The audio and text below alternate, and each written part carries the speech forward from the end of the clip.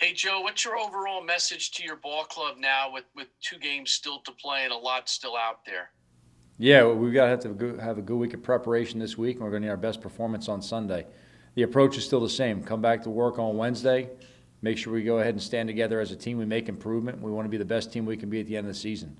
The message has been the same all year. They've responded to it. Seen a lot of improvement throughout the season. No reason to change on it right now. Schwartz. Hey, Joe. Hey, Paul. Hey, this late in the season, do you kind of look at your team and as obviously want to improve certain things, but say we kind of are what we are right now, and that we're a team that, we got to try to get to 20 points. We really don't often score more than that, and kind of build your team around that. And would you agree that finding more points is the one thing that's held your team back more than anything else?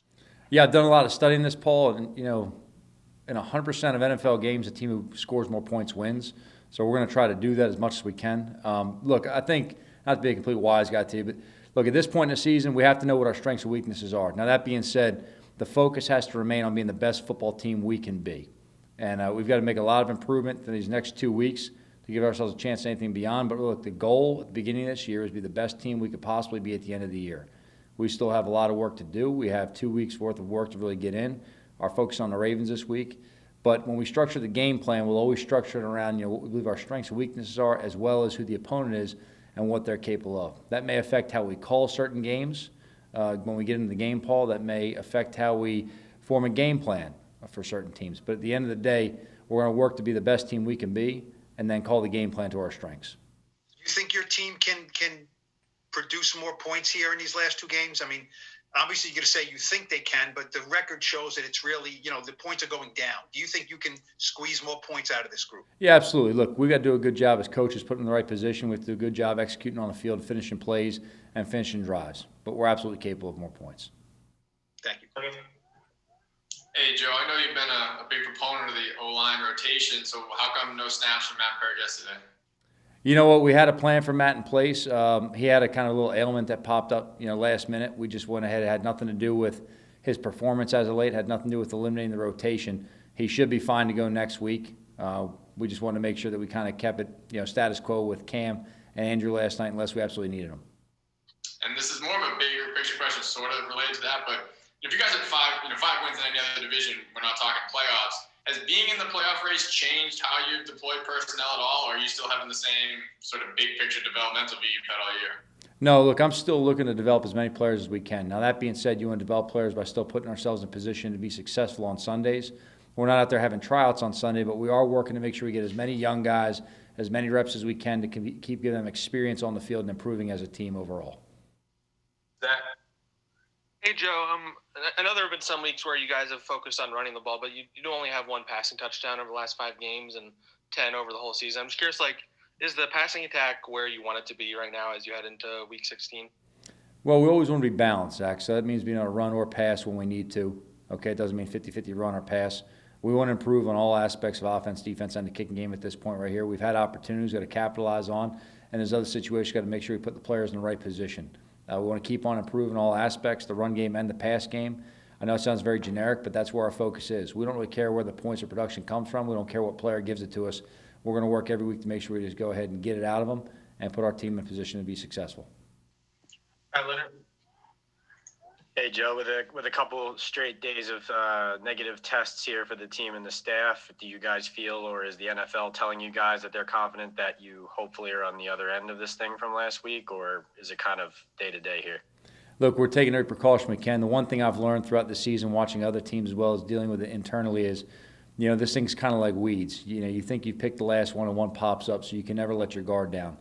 We're going to remain out of the building for the most part today and Tuesday as coaches. I'm in here for media obligations and some other things. But for the most part, guys are working from home. The coaches that do come in the office work isolated in their offices with the doors closed and make sure we don't interact. On Wednesday, the plan is to bring in part of the team. We did the same thing last week a little bit where some of the team will Zoom in, some of the team will come in, and then we'll make sure that we have everybody at practice. But we'll keep spaced out, and we'll thin out the numbers in the locker room, the trainer, and the cafeteria to make sure there's not too much interaction within the actual building. What we have been told is that studies have shown that this has not been spread largely at practice or at games in those settings right there. So we have a lot of confidence in how we're going about the protocols. We really just need to make sure we remain tight inside the building and the interactions. But I'd say although we've had a couple straight days of negative tests, we have to have our guard up on this, Pat, to make sure that as something pops up, we can make the right decision at the right time. I thought last week being able to go ahead and change on the fly as you would with taking Thursday and turn that into more of just a meeting day. I thought the players responded the right way. We came in, had a very productive day on Friday. We had a different kind of Saturday than in the past with a longer walkthrough and more of kind of an on-the-field practice than we've done in the past. But I thought the guys were in tune, thought they responded, and then understood why we had to change up what we needed to. Real quick follow-up, if you don't mind. Do you expect to have Jason back for this game in Baltimore? Yes, we're waiting on final details. From what I understand, he'll be available for the game, but there's still some gray area in terms of the travel with the team or without the team, what it could entail right there. But we're hoping that everything goes well. Obviously, we're hoping that Jason remains in good health. We've been checking out with him. He's been very active in all of our meetings.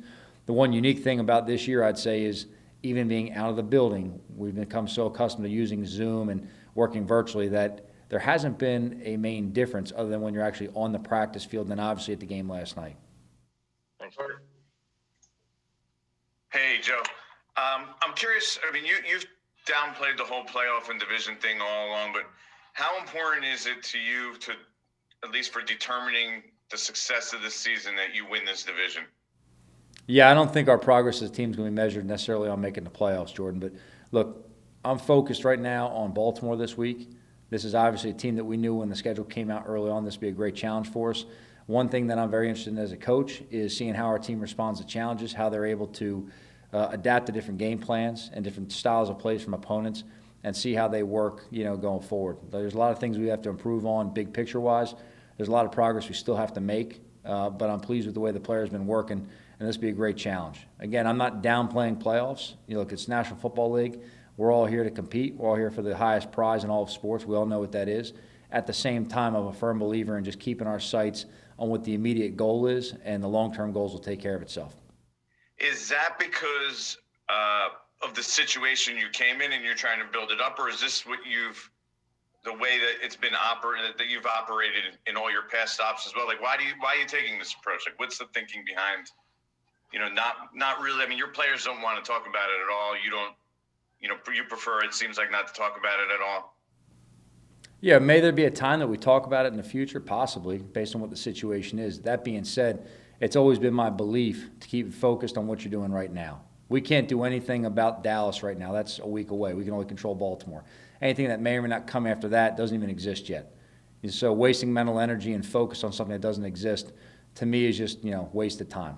We need to focus on Baltimore. They're very real. They're getting ready. They're a very good team. They're very well coached. They're very talented. They're very physical.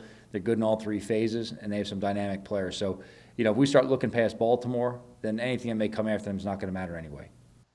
We'll take two more. Lombardo, Canavan. Lombardo.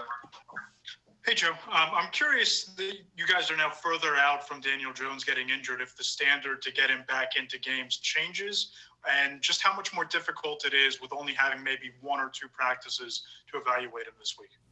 Hopefully we have 3 practices to evaluate him. Okay, well, we're going to decide tomorrow as a staff what we think the best course is going forward this week in terms of getting these guys on the field. Obviously, with Christmas, that kind of throws a little bit of how to manage the week. We've got a couple plans in place. I'll talk to the captains tomorrow and iron out what the best plan is going forward, but we have a pretty good idea what we're going to do anyway. In terms of Daniel himself, the standard remains the same. My concern with him has been his health, to make sure he can go on the field and protect himself. So because of any change of number of games remaining in the season, that doesn't dictate what we would put him at, in terms of risk on the field. I still want to make sure we can put him out there and allow him to move around and protect himself. There's things that come up in the game just naturally. That I thought Colt did a really good job last night. Protection was good in the passing game, but Colt helped that a lot by stepping up and moving within the pocket, protecting the ball. And you want to make sure that you can put a quarterback out there in position, not necessarily that he can just pull the ball down and run all the time, but just moving in the pocket fluidly and protecting himself. If you can't do that, you're just putting yourself at a greater risk. So I've got to see Daniel move around. I want to make sure I make the right decision for him short-term and long-term. Last one here, Canavan.